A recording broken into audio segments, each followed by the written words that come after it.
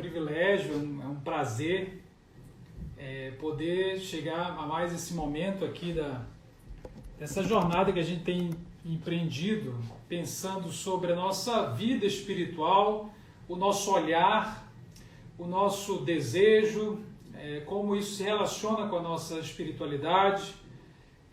Nós todos que queremos conhecer a Deus e ter um olhar sem pornografia, e eu tenho certeza que a gente pode hoje discutir sobre as nossas carências, sobre como as nossas carências nos empurram para pecados.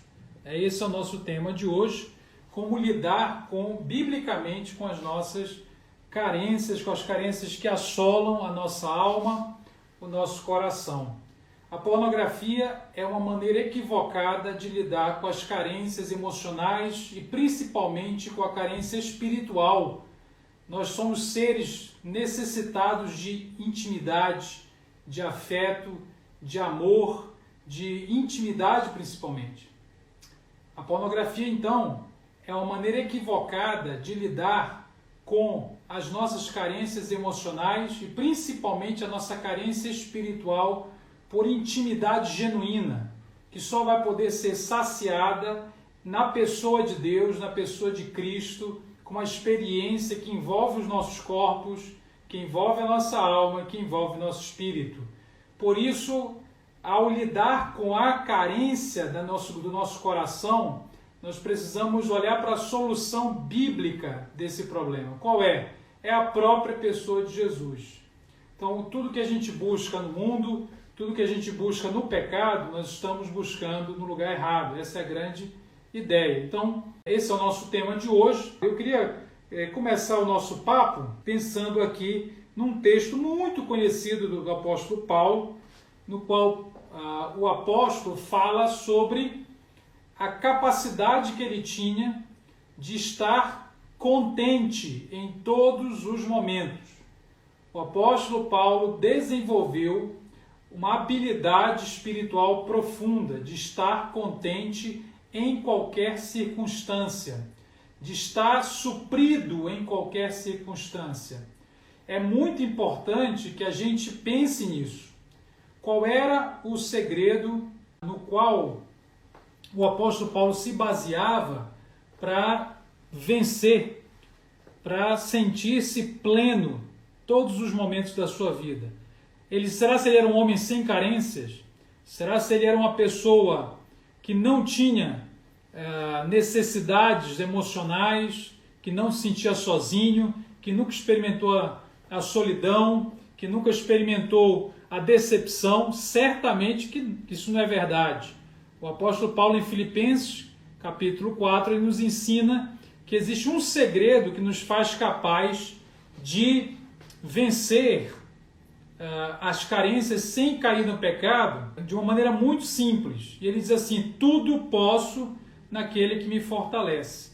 Então, a pornografia é uma maneira pecaminosa, uma maneira equivocada, insuficiente de lidar com as nossas carências emocionais e espirituais. O apóstolo Paulo, em Filipenses capítulo 4, nos ensina que a maneira de lidar com as decepções, com as lacunas, com as faltas, está em encontrar poder na pessoa de Cristo, porque em Cristo Deus suprirá cada uma das nossas necessidades, não só físicas, não apenas materiais. Todas as nossas necessidades estão supridas em Cristo. Portanto, deixo-lhe falar de maneira muito categórica. Tudo que você precisa para vencer a pornografia, você já tem se você tem Cristo Jesus na sua vida, no seu coração. Tudo que você precisa para ter um olhar sem pornografia, você já tem se você tem aquele que é a própria vida, se você tem aquele no qual tudo é possível. O apóstolo Paulo ensina: todas as coisas eu posso suportar se aquele que é Deus dentro de mim supre, está suprindo toda necessidade. Então eu queria alertar para essa verdade, por quê? Se você entender que todas as coisas estão em Cristo e podem ser supridas nele, se você diz que tem Cristo na sua vida, veja bem, então você não tem nenhuma desculpa. Todas as suas justificativas, racionalizações, as desculpas que você inventou para continuar vendo pornografia, para continuar pecando, todas as maneiras com as quais você culpou outros personagens da sua vida, caem por terra se você entender, como o apóstolo Paulo está ensinando em Filipenses capítulo 4, que tudo eu posso naquele que vai suprir todas as minhas necessidades. Nenhuma justificativa, nenhuma desculpa, nenhum tipo de terceirização de responsabilidade ficará de pé se você entender que, na verdade, não lhe falta mais nada se você tem Cristo. Então, a sensação de decepção, de falta, está errado, eu preciso de algo, quando eu encontrar esse algo eu serei feliz, quando eu encontrar alguma coisa que me falta, aí eu vou abandonar o pecado. Quando eu encontrar o segredo de abandonar essa pornografia, quando alguém me revelar, quando alguém me disser, afinal de contas, qual é o segredo, aí sim eu vou ter o que eu preciso para mudar. Aí sim eu vou ter o que eu preciso para vencer.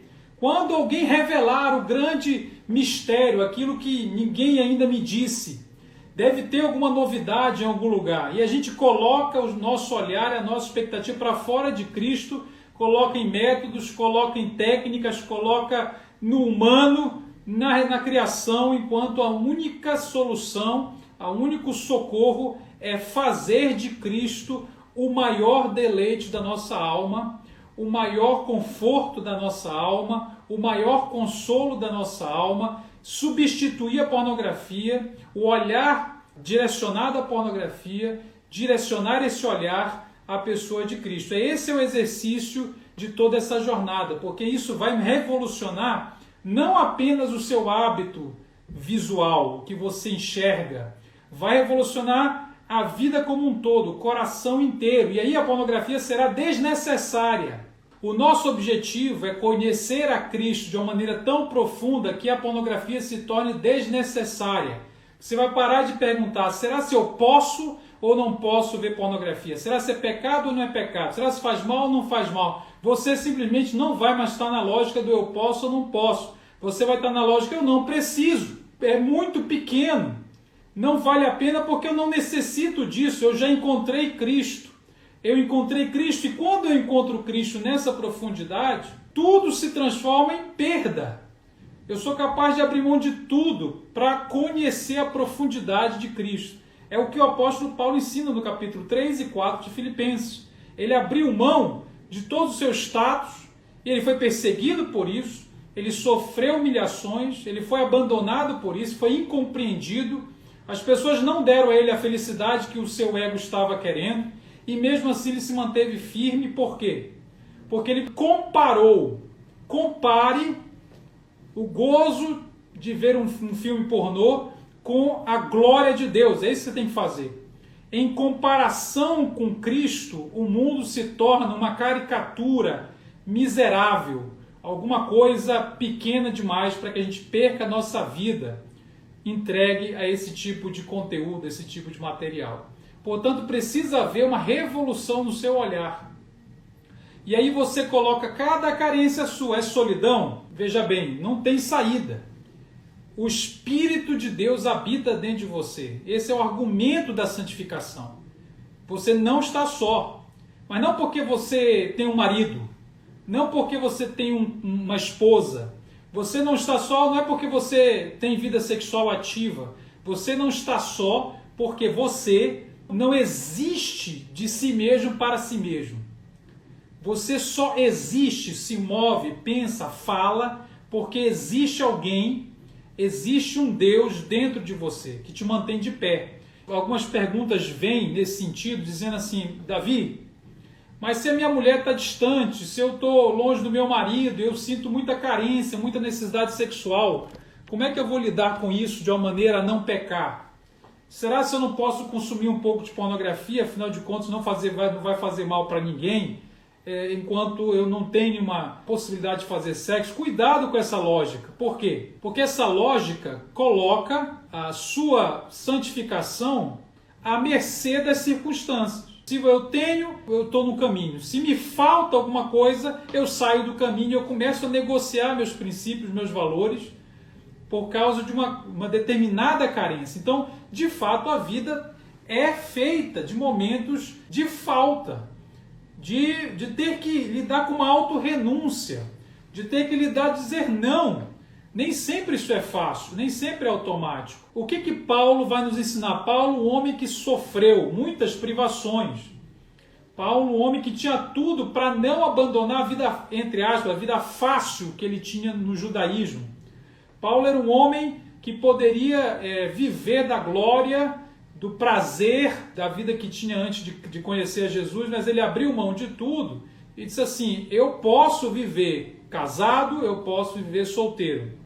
Eu posso viver tendo recurso, eu posso viver não tendo recurso. Tudo posso naquele que me fortalece. Por quê? Porque eu encontrei alguma coisa muito superior àquilo que me enfraquece. Então, se as carências são aquilo que nos enfraquecem, Cristo é aquilo que nos fortalece. Começa a pesar nessa balança aí. É evidentemente mais valioso, é suficiente a presença de Cristo para que Ele se faça na minha vida muito mais presente do que um marido, do que uma esposa, do que de uma relação sexual eventualmente que eu tenho que adiar. Trabalhe isso no seu coração. Será se você não está usando as suas necessidades, as suas faltas, as suas lacunas para justificar o seu pecado? Muito cuidado com isso. Porque na verdade não lhe falta nada se você tem o Filho de Deus, se você tem Cristo. É isso que a Escritura vai nos ensinar. Eu vou repetir o versículo. Todas as coisas serão supridas naquele que morreu, naquele que se deu em nosso lugar. Então, todas as coisas. Você realmente acredita nisso? Eu vou até abrir aqui o versículo para a gente ler com calma. Eu estou aqui em Filipenses capítulo 4. O versículo diz assim, o meu Deus, Paulo dizendo, o meu Deus suprirá todas as necessidades de vocês de acordo com a sua gloriosa riqueza em Jesus Cristo. Então, o que isso tem a ver com pornografia, Davi? Parece que não tem nada a ver. Você está fugindo do tema. Eu não estou fugindo do tema. O meu Deus suprirá todas as suas necessidades de acordo com as suas gloriosas riquezas de Cristo. Então, a solução do Evangelho para as nossas necessidades, as nossas carências, aquilo que falta, aquele vazio, a solução do Deus que te fez, do Deus que te salvou, do Deus que está agora falando com você, a solução é a riqueza, o conteúdo rico e brilhante, glorioso, é brilhante, capaz de nos fascinar os olhos. Então eu preciso fascinar os meus olhos com Jesus. Isso será suficiente na hora que vier bater aquela solidão, bater aquela carência, bater aquela sensação de que se eu não tiver isso aqui, eu não vou ser feliz, de que a felicidade está além de Deus. Então, isso não tem a ver com um método comportamental, não é uma técnica vinculada apenas aos olhos, é ao coração, porque a santificação do olhar passa pela santificação do coração. Então, essa é a solução teológica, é a solução bíblica. Deus criou um ser humano perfeito, no qual não havia nenhuma carência. Adão e Eva, antes de pecar, não conheciam carência, eram homens contínuos, eram homens e mulheres contínuos. Não havia lacuna, não havia meio termo, não havia uma parte podre, uma parte vazia. Esse homem e essa mulher escolhem buscar fora de Deus as respostas e o que acontece é a morte. Então, quando você e eu temos a fonte inesgotável, viva, gloriosa, aquilo que pode energizar o nosso corpo, nos dá prazer muito superior a qualquer filme pornô, e a gente abandona a fonte, cava os nossos próprios poços rasos que não retêm a água, nós morremos. E a gente tenta resolver esse problema sem se voltar para a fonte. Essa que é a boa verdade. E aí o homem caiu, morreu, e se vê então não apenas carente, ele tem uma carência ontológica, quer dizer, o ser humano como ser é um ser carente quando não tem Cristo. Todos pecaram e carecem da glória de Deus. Então a sua maior carência não é por conforto ou consolo, por mais que essas sejam carências muito profundas. A sua maior carência é pela própria glória de Deus, que é a visão de Deus. Olhar para Deus e ver a sua luz, ver o seu rosto brilhar. Essa é a sua maior carência. E você tem achado que a sua maior carência é ver um pornô, que vai se resolver vendo corpos nus empilhados. Porque ali nem sexo tem. Para ter sexo, segundo a Bíblia, tem que ter pessoas. Ali eles são objetos se movimentando numa ginástica erótica ou semi-erótica para vender. Não há encontro, não há intimidade. Nunca vai satisfazer. E aí o homem então se vê perdido, caído, e Deus vem ao encontro desse ser humano cego, nu, morto, carente, vem ao encontro desse ser humano não apenas para lhe dar a condição de ver, ele vem suprir cada uma detalhadamente, cada uma das necessidades desse indivíduo. Essa é a nossa história. E aí é aí que se encontra o apóstolo Paulo em Filipenses, capítulo 4, dizendo: o meu Deus suprirá em Cristo cada uma das vossas necessidades, segundo, de acordo, não é de acordo com a minha expectativa. Deus não supre as nossas necessidades baseadas nas nossas expectativas. Nem tudo que eu peço eu vou ter, porque Deus não é meu empregado. Eu quero transar, Deus vai me dar uma transa? Não. Eu quero ver o corpos nus, Deus vai me dar um filme pornô? Não. Ele vai mudar o meu querer, porque às vezes o meu grande problema é exatamente o que eu quero. Eu não quero o que eu preciso. E Deus vai fazer exatamente o que eu preciso que seja feito, que é mudar o meu querer. Portanto, é de acordo com a gloriosa riqueza que há em Cristo. Então, o conteúdo que vai suprir a minha necessidade por solidão, por afeto, por intimidade, não vai vir dos meus critérios. Eu submeti os meus critérios a Cristo. Eu desisti de tentar resolver do meu jeito. Se você é um cristão, saiba, ser cristão é desistir de tentar resolver as suas carências do seu jeito. Deus suprirá cada uma das nossas carências através da riqueza que há em Cristo. Ele vai mudar a maneira como a gente quer. Ele vai mudar o nosso querer, o nosso olhar, a nossa busca vai alterar. Porque até mesmo a busca que eu tenho por Deus precisa que Deus haja sobre ela. Porque ela pode ser egoísta. Ela pode ser muito limitada quando Deus não age sobre ela. Isso é muito fantástico, isso é muito importante. Tem muita gente assim lidando com a carência e com a pornografia sem entender essa profundidade. A pessoa fica na superfície da discussão. A discussão do eu não posso, será se eu posso, mas qual é a medida que eu posso? Será se eu posso muito pornografia? Será se eu posso um pouquinho? E não entende que a grande questão é por que eu preciso disso. É como se você estivesse diante de lixo e falasse assim, qual é a medida certa de comer o lixo? Não, você começa a falar, por que eu preciso comer o lixo se eu tenho à minha disposição um outro cardápio, que é a própria vida, que é um cardápio altamente qualificado, que eu nunca escolheria se dependesse apenas dos meus critérios.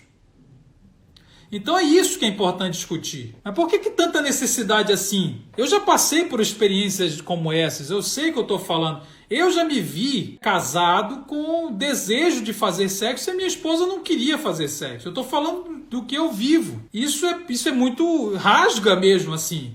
O nosso corpo, vem o tesão. E a gente vai olhar para o tesão e falar, nossa, eu não vou entrar nessa, eu preciso colocar minha mente em outro lugar. É o exercício mental que acompanha a decisão do coração de ter em Cristo todo o suprimento que eu preciso.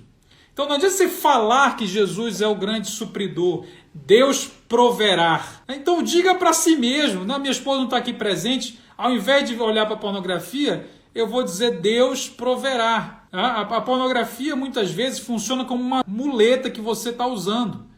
Você está com uma necessidade, você está sentindo de um jeito, bate aquela bad, bate aquele negócio, você olha ao redor, todo mundo feliz, não está fazendo mal para ninguém. O que você faz? Você está andando assim, né, com dor, você pega uma muleta e começa a andar. É a pornografia, é um ídolo funcional, ele tem uma função na sua vida, aliviar, confortar, consolar.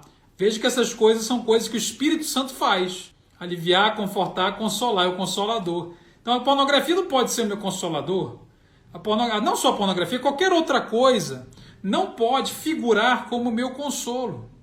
Porque isso seria uma tragédia espiritual. A pornografia funciona como uma muleta. E não adianta você dizer para a pessoa, larga a muleta, para de usar a muleta. A muleta está errada.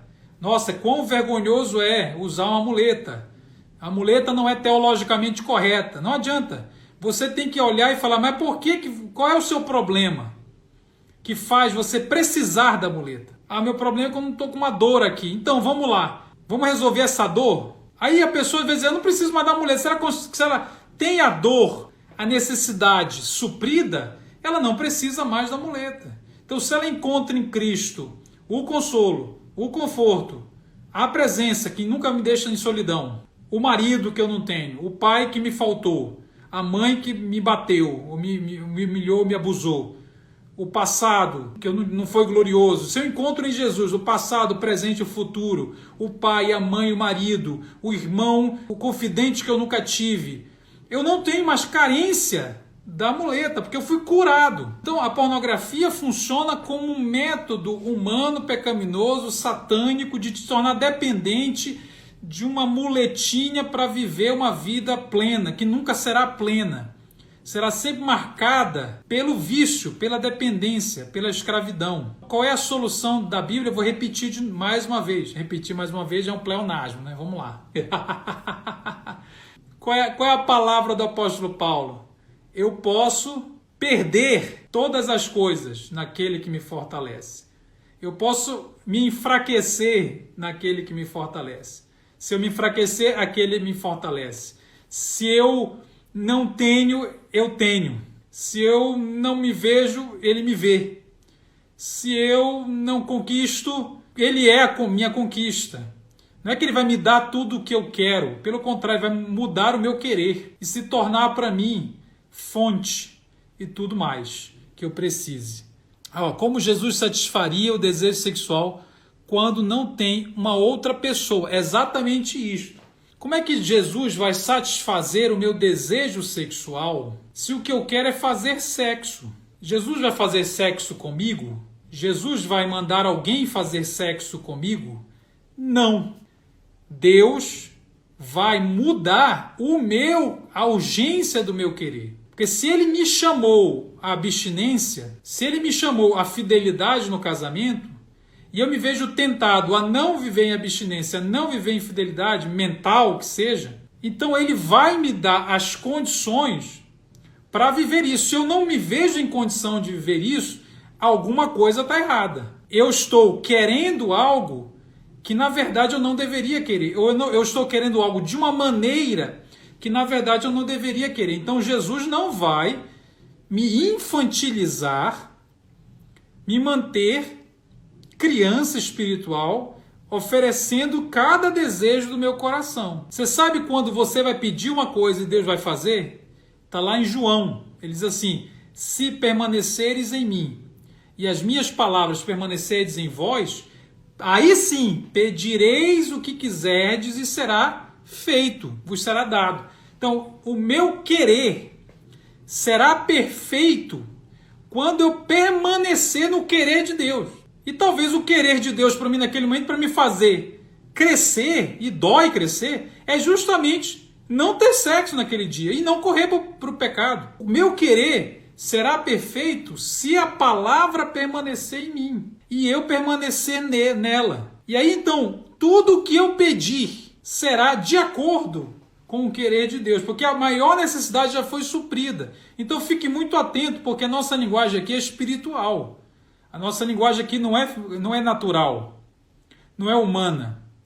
Não há saída, não há santificação baseado em humanismo, Quer dizer, eu não tenho sexo hoje, então alguém vai ter que suprir sexo para mim. Ele quer te tirar dessa bolha infantilizadora de só conseguir viver se tiver tudo que dá vontade. Veja o crescimento que Deus tem para você.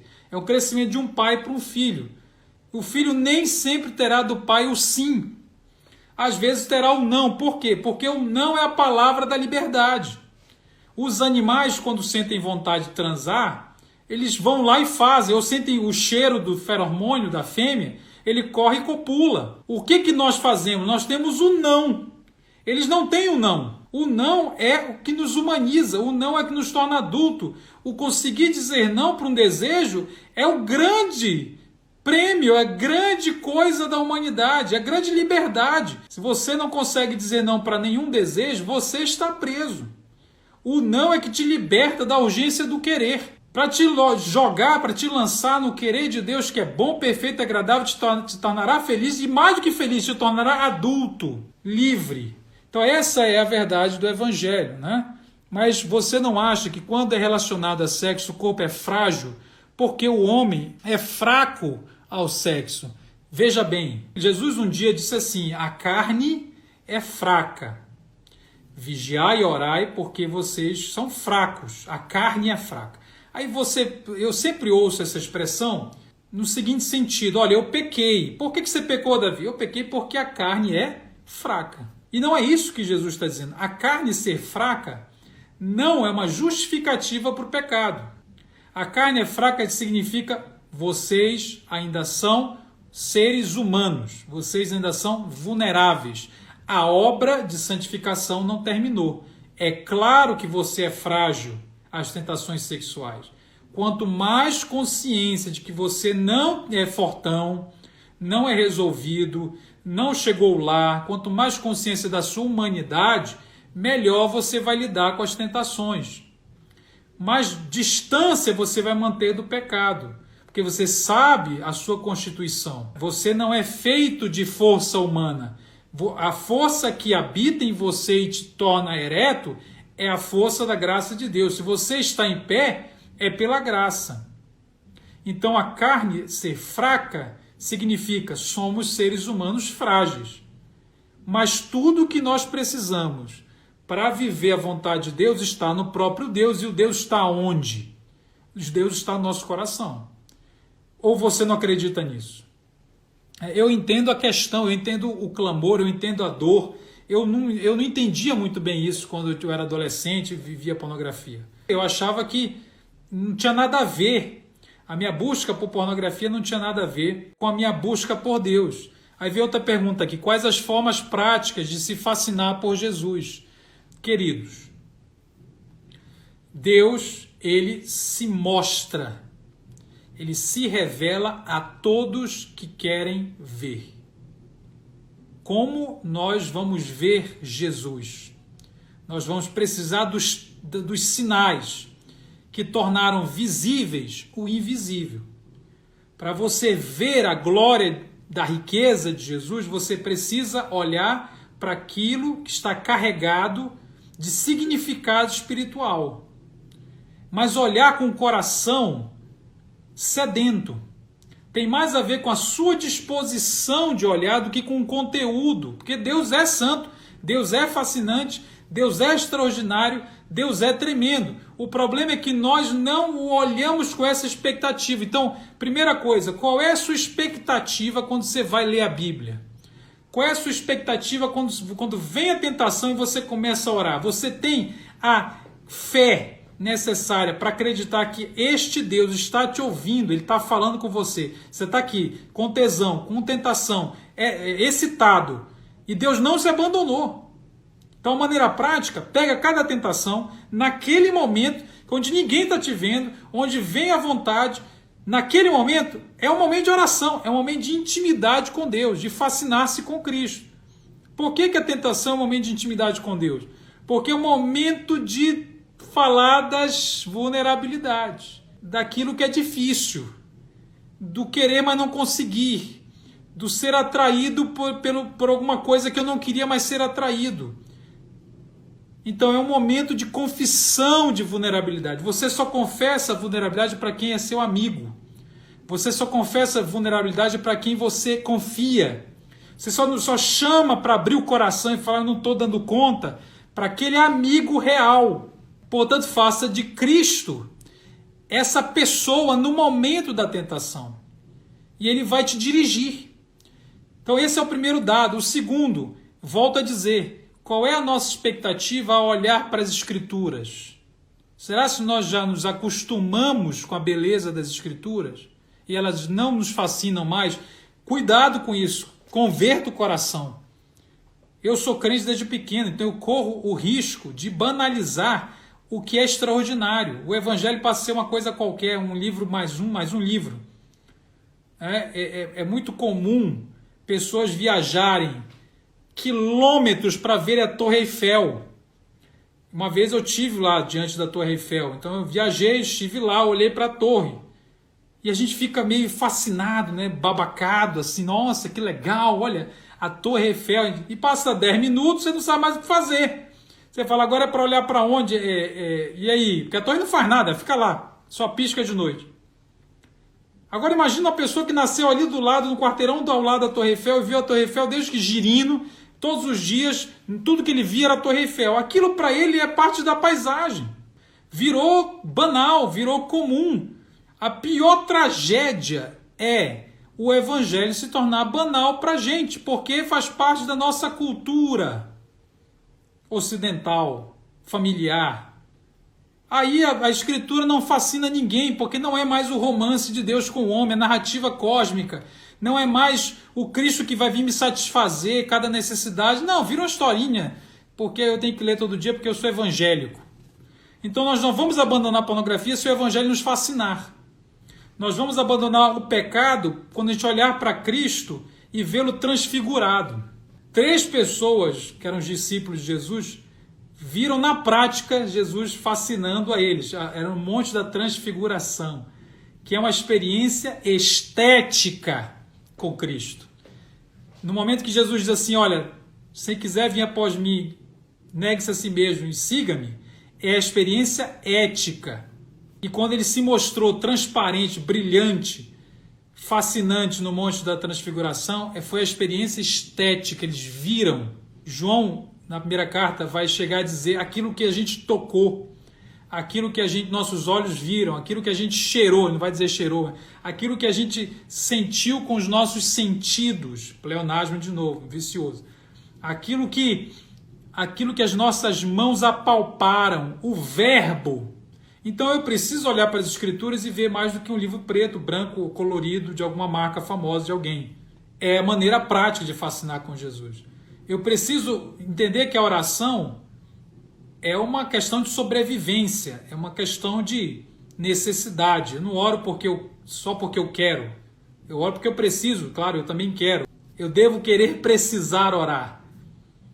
Mas é muito mais do que coisas assim. E aí eu não trago novidades. Claro, você fala, mas isso eu já sei. É exatamente isso. É que a gente acha que existe alguma outra coisa que pode nos arrebatar o coração e nos livrar do pecado, que não é a própria palavra de Deus, a própria pessoa de Cristo. Não existe. Você não acha que a causa de um pecado não vir no imediatismo não é o que faz a pessoa pecar? Eu não entendi muito bem, não. Eu não sei, tipo assim, não vem imediatamente a resposta, né?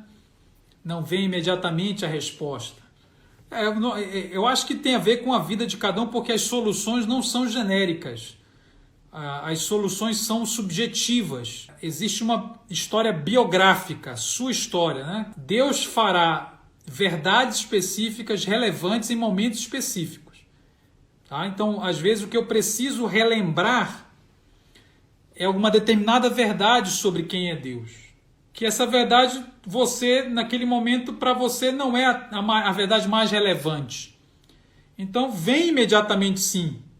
Os profetas diziam, né, Deus vai nos guiar como alguém que diz, vai para a esquerda, vai para a direita.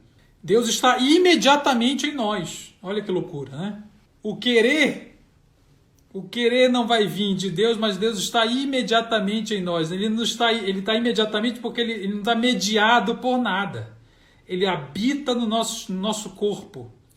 Deus não está num templo, num prédio, num negócio que eu tenho que me deslocar. Ele está imediatamente, quer dizer, sem mediação.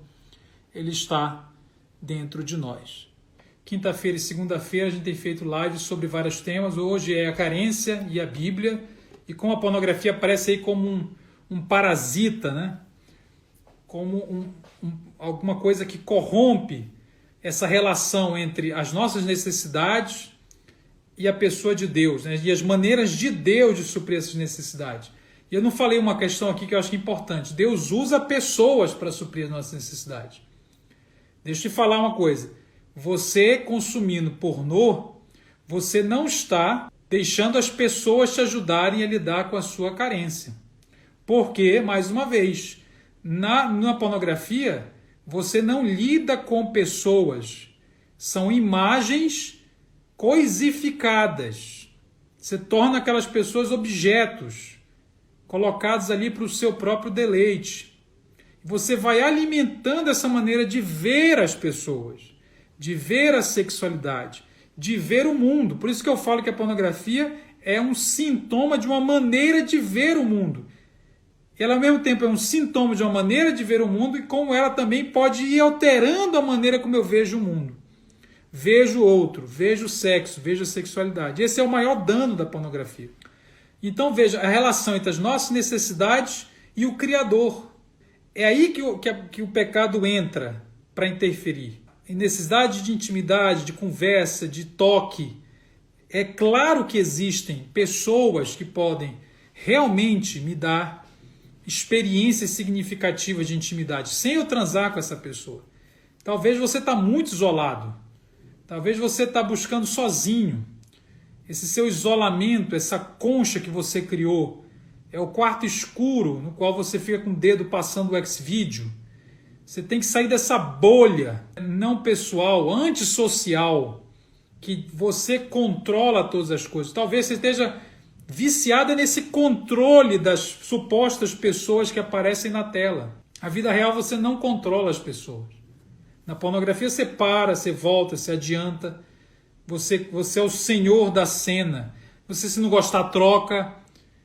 Na vida real, não só no sexo, no casamento, na vida dos relacionamentos, da intimidade real, a coisa sai do seu controle. Você é desafiado a amar com responsabilidade, a esperar, ou seja, você é desafiado a crescer.